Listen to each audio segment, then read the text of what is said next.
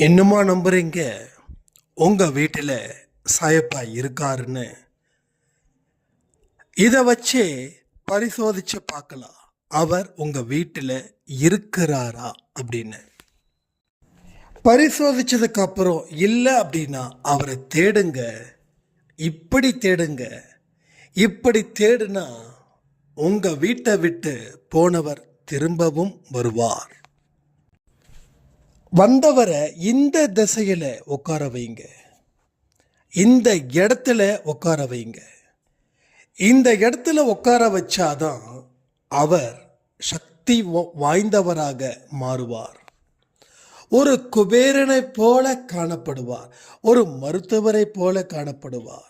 உங்களுக்கு தேவையான எல்லாத்தையும் செய்து கொடுக்கறதுல அவர் வல்லவர்னா அவரை இந்த திசையில் இந்த இடத்துல உட்கார வைக்கணும். நீங்கள் சரியாக இருந்தாதான் உங்கள் குடும்பத்தில் தீய பழக்க வழக்கத்தில் ஈடுபட்டவங்க நல்ல மனிதர்களாக மாற முடியும். நீங்கள் சரியாக இல்லை அப்படின்னா உங்கள் வீட்டில் தீய பழக்க வழக்கத்துக்கு அடிமையானவங்க மேலும் அடிமையாகி வீட்டையே ஒரு வழி செய்து விடுவார்கள். என்னைக்கு நம்பிக்கையை தொலைச்சிங்களோ அப்பவே சாயப்பாவையும் தொலைச்சிட்டீங்க.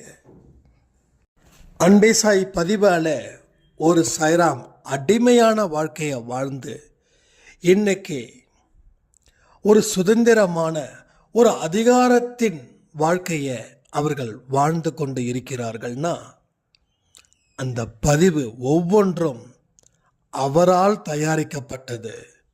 உங்களுக்காக, உங்கள் வாழ்க்கைக்காக அவர் உங்கள் வீட்டு கதவின் முன் நின்று கொண்டு இருக்கிறார். திருப்பீர்களா?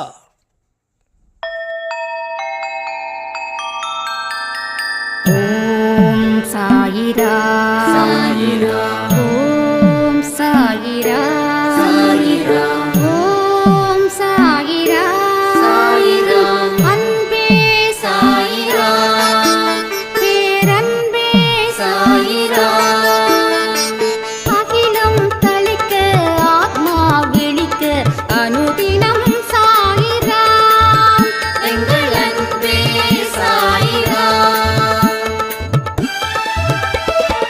ஒன்றே இறைவன், ஒன்றே பூமிக்கென்றும் சாயிரா, சரணம் சாயிரா, நன்றே செய்து வாழ்வோம், நாம் ஒன்றே செய்து வாழ்வோம், அன்பே சாயிரா.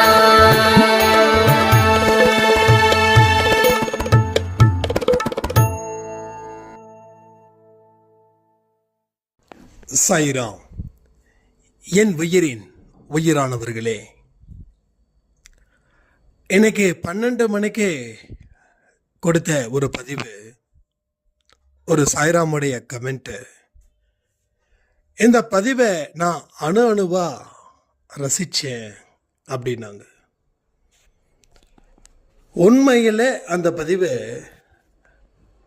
அது நான் பேசுனேன்னா, எப்பயுமே நான் பேசுறது இல்லை, அதை தாண்டியும் ஒரு ஷாக்கிங்காக இருந்தது அந்த பதிவு. அது இன்ப ஷாக்கிங்காக இருந்தது. ஒரு மனுஷனுக்கு ஆசை எந்த இடத்துல வருது, அதை அவன் அடைய எவ்வளவு வழிகளை போராடி அதை அடையிறான் அப்படின்றத பற்றியும், அதற்கு ஒரு பெரிய தெளிவு அந்த பதிவில் கிடைச்சது போல எனக்கும் தோணுச்சு. நம்ம அன்பே சாய் குடும்பத்தில் இருக்கிற பலருக்கும் அது தோணி இருக்குன்னு நான் நம்புகிறேன். உமது விருப்பத்தை நிறைவேற்றவே நான் உன்னுடன் இருக்கிறேன். இது இன்னைக்கு மெடிடேஷன் செய்யும்போது சாய்ப்பா எனக்கு கொடுத்த ஒரு வார்த்தை, ஒரு பவர்ஃபுல் வேர்ட். உன்னுடைய விருப்பத்தை நிறைவேற்றுவதற்காகவே நான் உன்னுடன் இருக்கிறேன். அப்போ நம்ம விருப்பத்தை நிறைவேற்றுவதற்கு அவர் தயாராக இருக்கிறாரு. நாமளும் அதற்கு தகுந்தது போல வாழ்க்கையை மாற்றி அமைச்சிக்கிட்டா அது கண்டிப்பாக நிறைவேறுன்ற ஒரு நம்பிக்கையும் நமக்கு ஏற்படுது. இயல்பாக எனக்கு நம்பிக்கை ஏற்படுறது ரொம்ப கம்மியாக இருக்குது. ஏன்னா நாம் சூழ்ந்திருக்கக்கூடிய மனிதர்கள், ஏன்னா எனக்கு மனுஷங்கிட்ட நம்பிக்கை அப்படின்றது இல்லை. முடியுன்றதை மட்டும் அவன் நம்பவே மாட்டேங்கிறான். முடியாதுன்னு சொல்கிறதுல அவன் கோடியாக நம்புகிறான். நடக்காது, முடியாது, தெரியாது, இந்த சில வார்த்தைகள் அவன் வாழ்க்கையில் எதையுமே சாதிக்காமல் இருக்கிறதுக்கு பயன்படுது. இந்த உலகத்தில் எத்தனையோ மண் இருக்குது.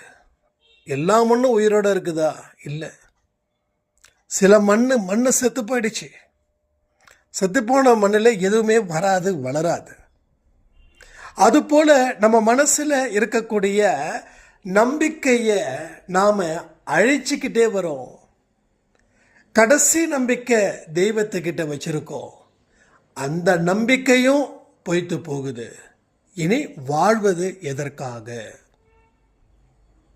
இனி வாழணுமா?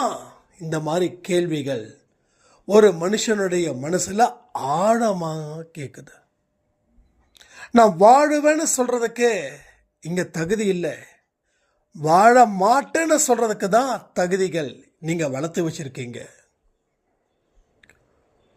உங்கள் வாழ்க்கையில் எப்பேற்பட்ட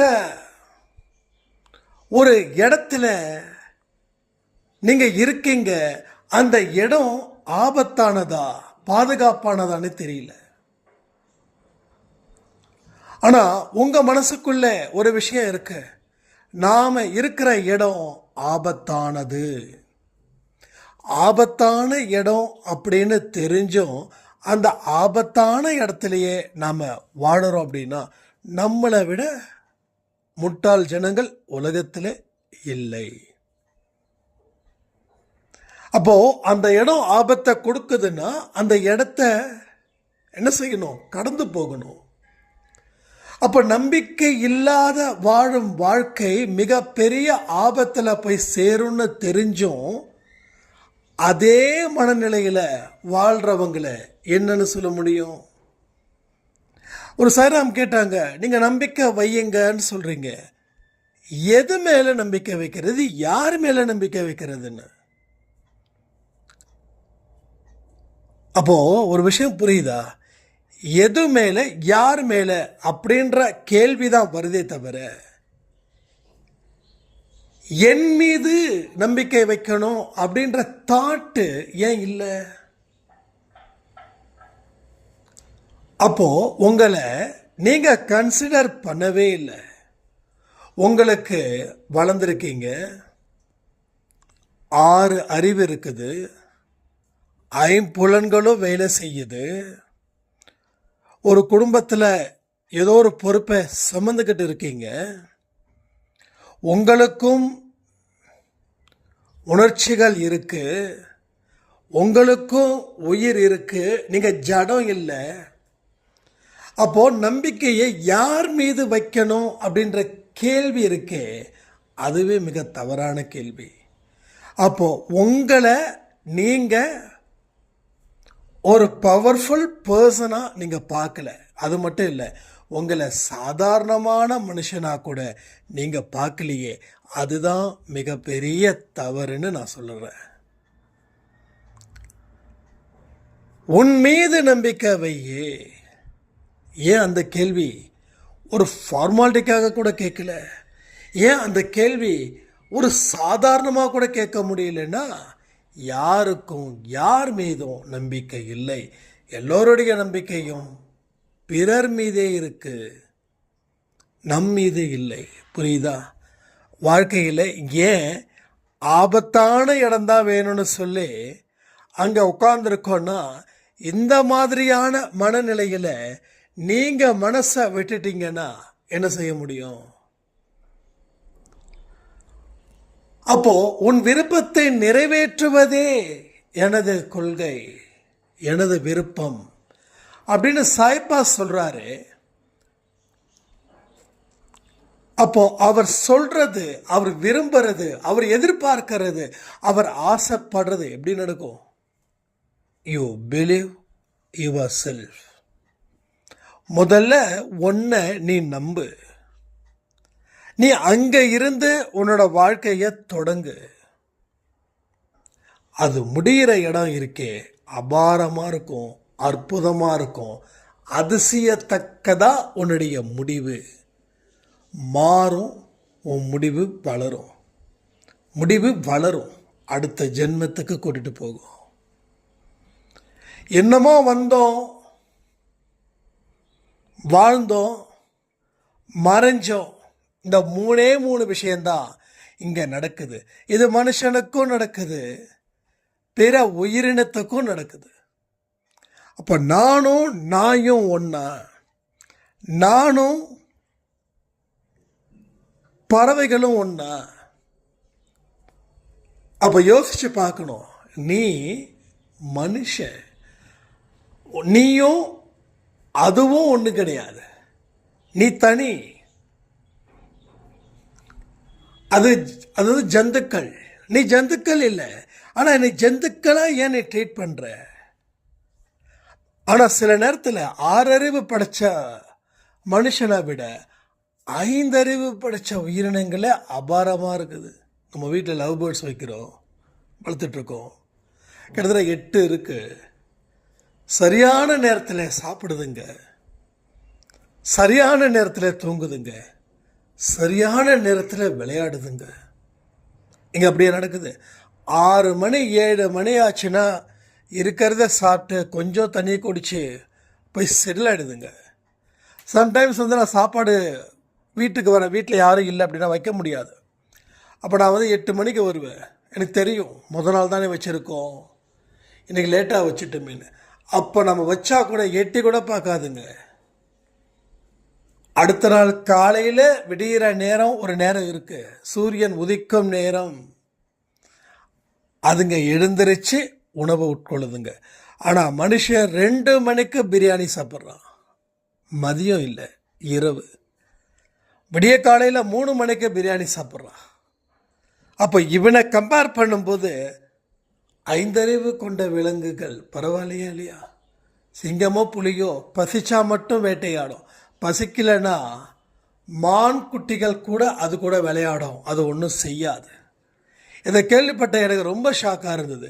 எவ்வளவோ ஒரு அறிவு. ஆனால் மனுஷனும் பசி இல்லைன்னாலும் சாப்பிடுவான். ஏன்னா இது கிடைக்காம போயிடுச்சுன்னா என்ன பண்ணுறதுன்னு சொல்லி தனக்கு தேவையானதை கிடைச்சும் அதை சாப்பிட்டதுக்கு அப்புறமும் இருந்துச்சுன்னா அதையும் உள்ள முழுங்குவான். இவன் சாப்பிடல, உள்ள முழுங்குறான். முழுங்கி முழுங்கி முழுங்கி இவன் உருண்டையாக போகிறான். உருண்டையாக போய் ஹாஸ்பிட்டலுக்கு 40 வயசில் ஒரு நோய் ஆரம்பிக்குது, 50ல் இன்னொரு நோய் ஆகுது, 60ல் இன்னொரு நோய் ஆகுது. கிட்டத்தட்ட 4-5 நோயோட அவன் செத்து போகிறான். நடக்குதா இல்லையா? நான் எங்கேயாவது ஜாஸ்தியாக நான் சொல்லிட்டேன்னா இல்லை குறைவாக சொல்லிட்டேன்னா கொஞ்சம் கமெண்ட் பண்ணுங்க. அப்போ மனுஷனுக்கு ஒழுக்கம் அப்படின்றது அடிப்படையில் என்ன விலை அப்படின்னு சொல்லி கேட்கலாம். ஆனால் இருக்கிற பிறவியில மனித பிறவி இஸ் அ டாப் மோஸ்ட் பிறவி. ஒழுக்கத்தையும் வளர்த்துக்கலாம், உயர்ந்த சிந்தனையையும் சிந்திக்க வைக்கலாம், செயல்களையும் சிறப்பாக செய்ய வைக்கலாம், ஆக்கவும் செய்யலாம், அழிக்கவும் செய்யலாம். ஆனால் மனுஷன் என்ன செய்கிறான் தெரியுங்களா? அழிக்கிறான். யார் அழிக்கிறான்ப்பான்னு கேட்டிங்கன்னா அவன் தன்னையும் அழிக்கிறான், தன்னை நம்பி வந்தவங்களையும் அழிக்கிறான். அழிக்கிறதுல மட்டுமே ஈடுபடுறான். அவன் என்னைக்கும் எப்பையும் அவன் தன்னை ஆக்கவோ தன்னை வளர்த்துக்கவோ அவன் ஈடுபடவே இல்லை. அப்போ என்ன தெரியுது? ஒரு மனுஷன் ஒழுக்கத்தை மீறும்போது ராட்சசனா மாறுறான்.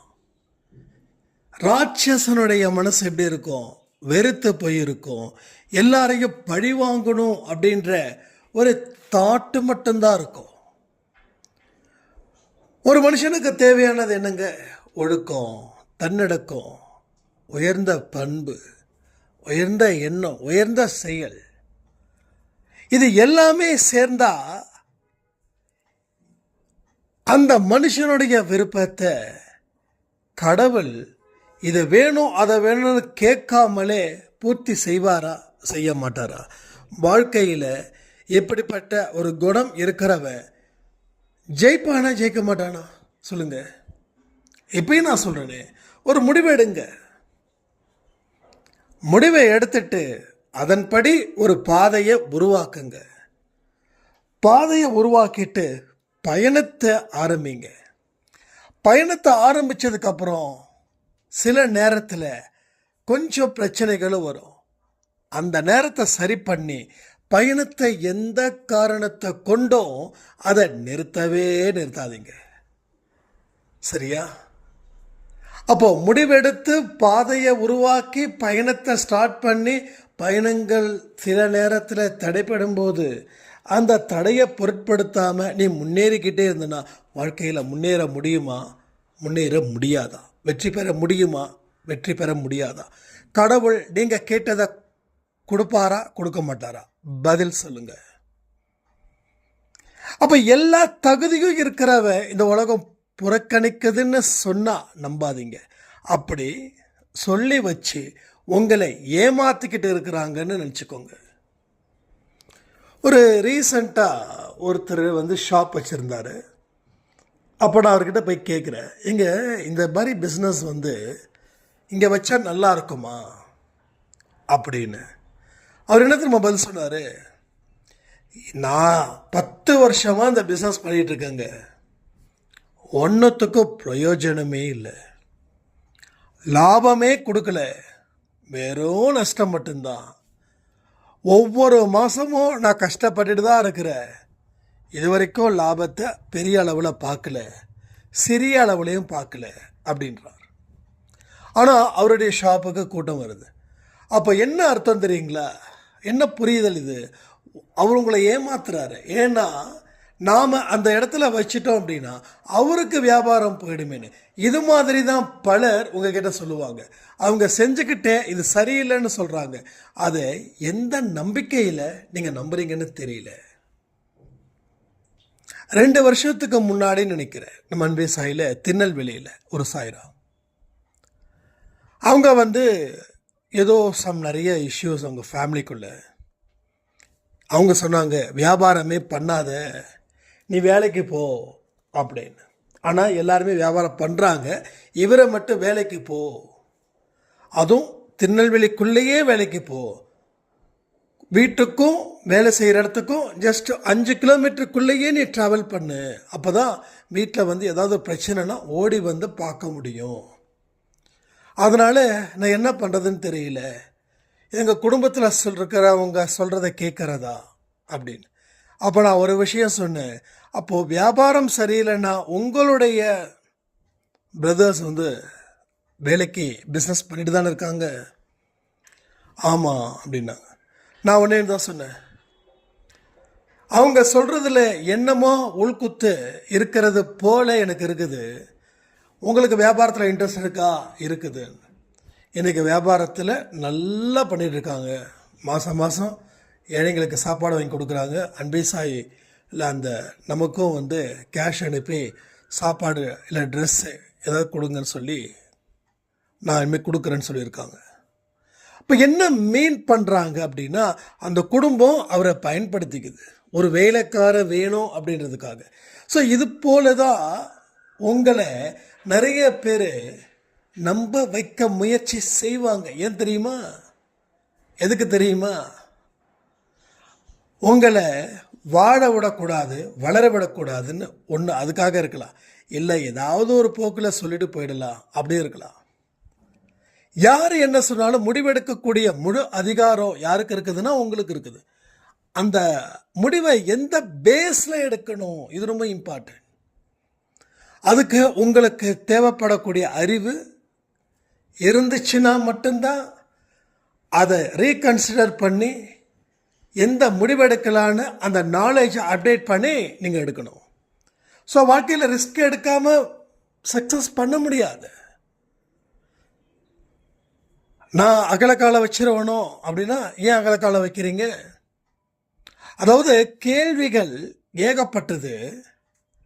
கேள்விகளை உங்க மனசுக்குள்ள கேட்டீங்கன்னா கொஞ்ச நேரத்தில் பதில்கள் சும்மா ஆட்டோமேட்டிக்காக வெளியில் வந்துக்கிட்டே இருக்கும்.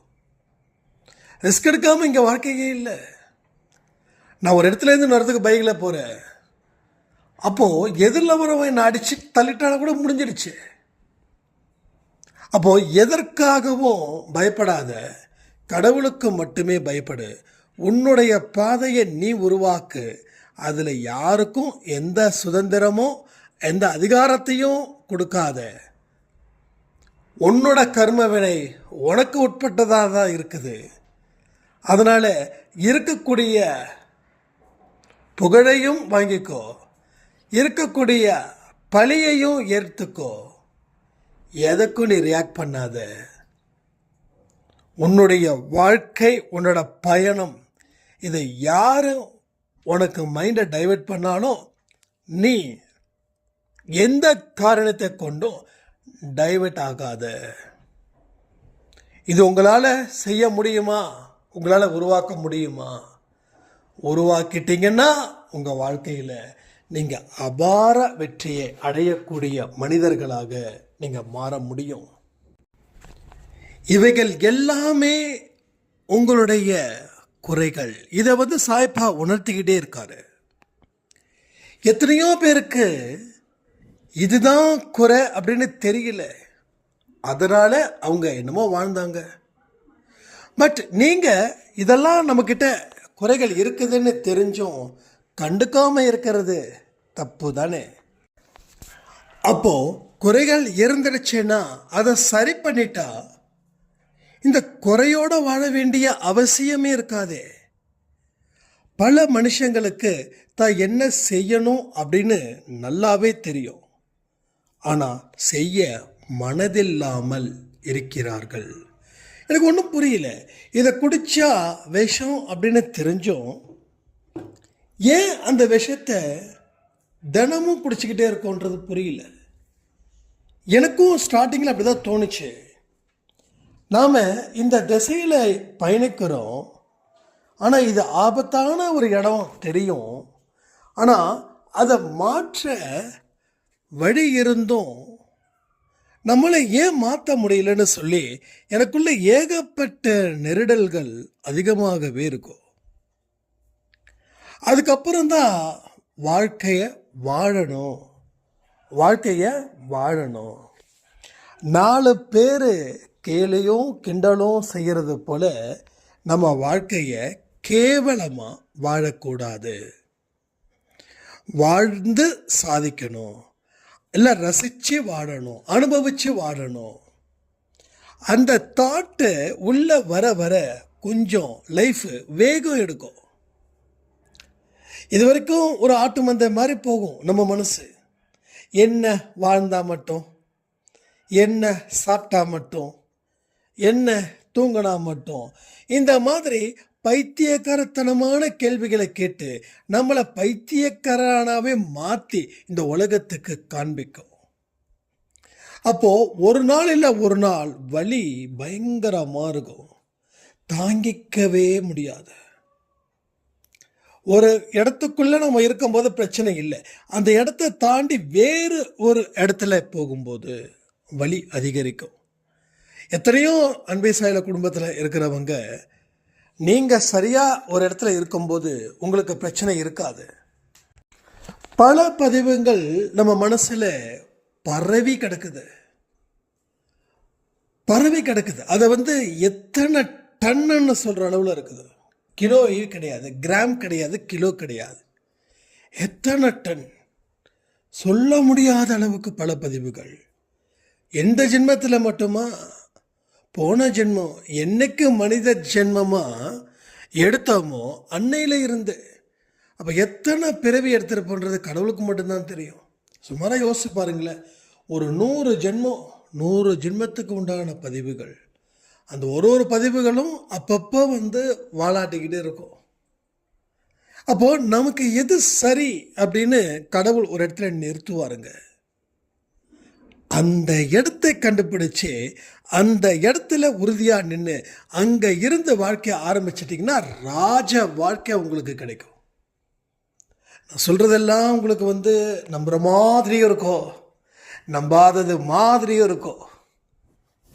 ஆனால் தொடர்ந்து பதிவை கேட்கும்போது நம்ப முடியாத விஷயத்தையும் நம்புகிற மாதிரி கடவுள் ஒரு அடையாளத்தை ஏற்படுத்தி உங்கள் வாழ்க்கையோட வெற்றி பயணத்தை அவர் துவக்குவார். அடையாளத்தை ஏற்படுத்தி தான் அவர் அந்த பயணத்தை துவக்குவார். அடையாளம் தேவைப்படுதுங்க எல்லா இடத்துலையும். அதற்கு நீங்க என்ன செய்ய போறீங்கன்றதான் முக்கியம். இப்படியே நான் 4 பேர் பேசுறத கேட்டுக்கிட்டு அப்படியே இருந்துருவேன் அப்படின்னா அப்படியே இருக்க வேண்டியதுதான். ஆனால் ஒவ்வொருத்தவங்க மூலமாக கடவுள் பேசுகிறாருன்ற ஒரு புரிதலை வச்சுக்கிட்டு அதை நீங்கள் ஆழமாக யோசித்து செயல்கள் மூலமாக வெளிப்படுத்தினாதான் அந்த ராஜா வாழ்க்கை ராஜா போல வாழ முடியும். இல்லைன்னா ராஜாவுக்கு கூஜா தூக்குற வேலை தான் பண்ண முடியும். அடிமையாக இருந்து தான் கடைசி வரைக்கும். ஸோ அடிமை அப்படின்றது நாம் ஏற்படுத்திக்கிட்டது தான் நான் சொல்லுவேன். உங்களை யாராவது அடிமைப்படுத்துகிறாங்கன்னா நீங்கள் அந்த மாதிரி செயல் செஞ்சதால நீங்கள் அடிமையாக்கப்பட்டீர்கள். நான் சொல்லியிருக்கேன்னு நினைக்கிறேன். ஒரு பெரிய ஜாயிண்ட் ஃபேமிலியில் ஒரு சாய்ராம் படித்தாங்க, நல்ல படிப்பு, கல்யாணம் பண்ணாங்க. ஆனால் அவங்க வீட்டில் எல்லாருமே ஓரளவுக்கு தான் படித்தவங்க. ஆனால் இவங்க டபுள் டிகிரி. 2வது இவங்க ரொம்ப அழகாக இருக்கிறதா சொல்கிறாங்க. அந்த குடும்பத்தில் யாரும் அழகு இல்லை. அப்போ இந்த பெண்ணை வேலைக்கு விட்டால் அந்த பெண் இந்த குடும்பத்தை விட்டு வெளியில் போயிடுவான்ற அளவில் அந்த குடும்பம் அவ்வளோ கேவலமாக நினச்சிது. அன்பே சாய் குடும்பத்தில் சாய்ப்பாவுடைய பாதத்தில் தன்னுடைய தலையை வச்சாங்க. வச்சதுக்கப்புறம் அவங்க தான் அந்த குடும்பத்துக்கு தலையாக நின்று செயல்படுறாங்க. எப்படி தெரியுமா? அவங்களுடைய அண்ணன் தம்பிங்க மொத்தம் 3 பேர். அந்த அம்மாவுடைய, அதாவது நம்ம சாய்ராமுடைய கணவருக்கு 2 பேர், ஒரு அக்கா, 2 அண்ணனோ தம்பியோ சம்திங் தெரில. அப்போ எல்லோரும் ஒரே பிஸ்னஸ். அந்த பிஸ்னஸில் ஏகப்பட்ட லாஸு, சமாளிக்க முடியல.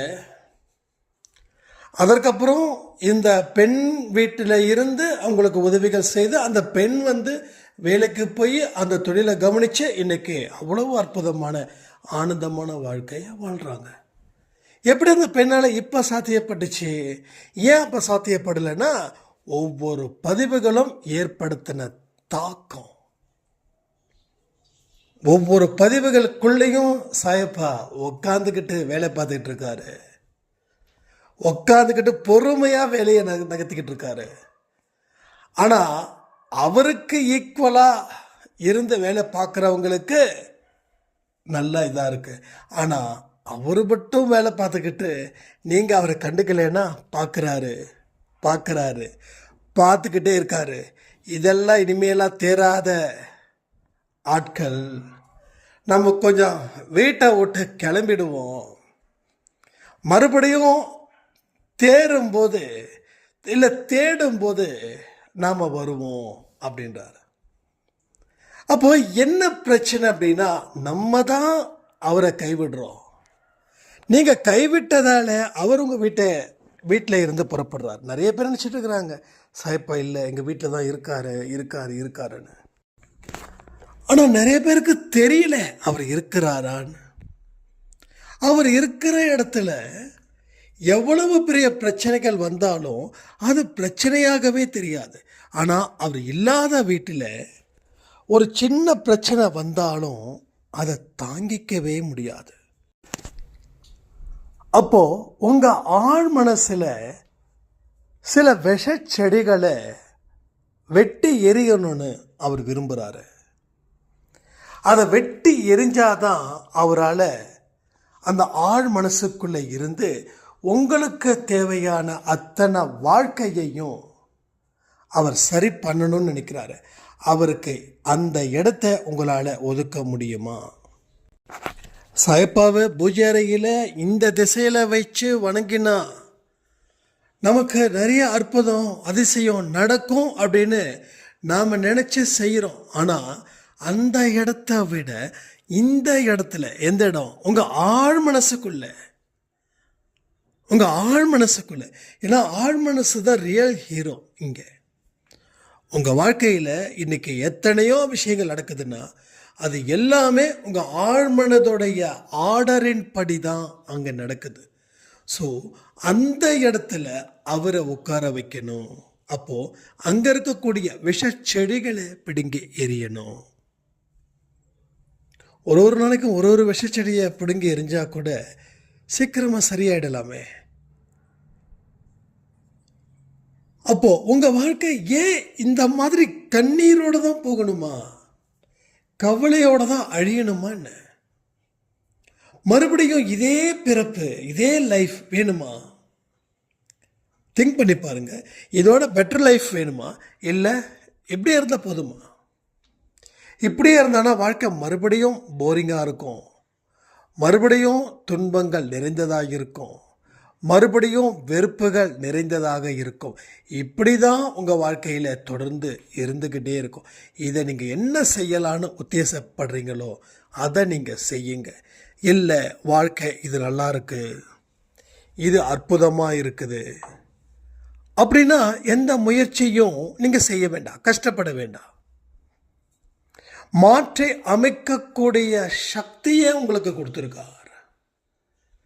உங்கள் தலையெழுத்தை நீங்களே எழுதுவதற்கு தேவையான உரிமையை உங்களுக்கு கொடுத்துருக்கார். இதை நம்ப மறுக்கிறீங்க. நீங்கள் என்ன நினைக்கிறீங்கன்னா கடவுள் பிறந்த உடனே உங்கள் தலையில் எழுதிட்டாரு, இனி வாழ்க்கையை வாழவே முடியாதுன்னு சொல்லி எழுதுனதால என்னால் வாழ முடியலன்னு சொல்லி எந்த முயற்சியும் பண்ணாமல் எந்த உழைப்பையும் ஏற்படுத்திக்காம அது உங்களுக்கு சோம்பேறித்தனமாக இருப்பதற்கு ஒரு வாய்ப்பாக அந்த தலையெடுத்து அமைஞ்சதால் அதை நீங்கள் பலர்கிட்ட சொல்லிக்கிட்டே இருக்கீங்க. ஏதோ ஒரு சாய்ராம் சொல்லியிருந்தாங்க, என்கிட்ட சேட் பண்ணியிருந்தாங்க. கமெண்ட்டு ஐ திங்க் சேட்டான்னு தெரியல. வயசாயிடுச்சு, இப்போ எதுக்கு நீங்கள் மோட்டிவேஷ்னல் ஸ்பீச் எல்லாம் கேட்குறீங்க, அதாவது அன்பி சாயில் கேட்குறீங்கன்னு. நம்ம சாய்ராம் அழகாக தெளிவான பதில் சூப்பராக ஒன்று கொடுத்ததான் சொன்னாங்க. ரொம்ப அழகாக இருந்தது, ரொம்ப அற்புதமாக இருந்தது. மோட்டிவேஷ்னல்னால் என்ன? இன்னைக்கு விதைக்கிறத நாளைக்கு அறுவடை செய்கிறோம். அப்போ வெறும் மந்திரம், வெறும் பூஜைகள் இதை செஞ்சால் மட்டும் பாவங்கள் தீர்ந்துடுமா? மனசை சுத்தப்படுத்தணும். நான் என்றைக்கும் சொல்லியிருக்கேன், அன்பே சாயில் இருக்க speech it's not like a motivational, it's a only அதில் இருக்கக்கூடிய விஷத்தை எப்படி எடுக்கிறதுன்னு தான். விஷத்தை எடுக்கிறோம், விஷத்தோடு வாழக்கூடாதுல்ல. விஷத்தை எடுத்தால் தானே நல்ல வாழ்க்கையை வாழ முடியும். அந்த விஷயம் என்ன? எதிர்மறை எண்ணங்கள், செய்த பாவம், நினைச்சாவே பாவம், நினைச்சாவே பாவம். தெரியுமா உங்களுக்கு? பைபிளில் தானே சொல்லியிருக்காங்க. சார் நினைச்சாவே பாவம். ஆனால் நினைச்சதை தாண்டி செஞ்சுக்கிட்டு இருந்தா அது எவ்வளோ பெரிய ஒரு பாவத்தை கொடுக்கும்.